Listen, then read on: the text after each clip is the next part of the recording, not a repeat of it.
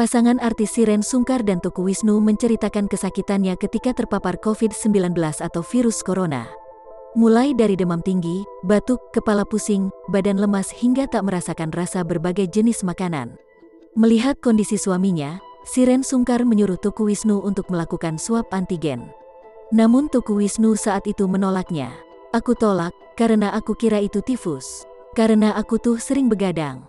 Olahraga terlalu berlebihan, diet juga berlebihan," ungkap Teuku Wisnu. Demam Teuku Wisnu pun makin tinggi. Hingga kemudian, ia dan sekeluarga memutuskan untuk swab antigen dan tes PCR. Ternyata kecurigaan Shireen Sungkar membuahkan hasil, Teuku Wisnu dinyatakan positif COVID-19. Melihat hasil tes positif COVID-19, Teuku Wisnu dan perawat panik tak percaya.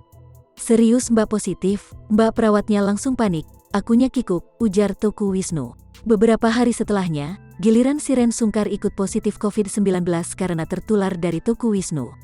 "Hari kedua ini di rumah sakit, aku mulai batuk," ungkap Shireen Sungkar. Saat terserang COVID-19, adik Zaskia Sungkar mengaku sempat takut untuk bicara. Karena menurutnya, saat itu jika pernah divonis COVID-19 maka itu merupakan aib. "Dulu tuh kayak aib banget. Pokoknya dulu tuh kita takut banget buat ngomong," tambahnya. Bahkan, disebutkan Teuku Wisnu, ia dan istri sampai dijauhi tetangga dan orang-orang gara-gara positif COVID-19.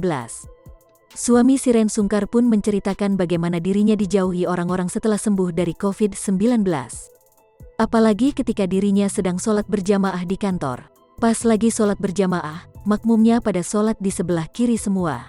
Mereka pada takut, mau masuk ke sini, karena lihat aku jadi balik lagi sholat di belakang, padahal udah hilang COVID-19, timpal Shireen Sungkar.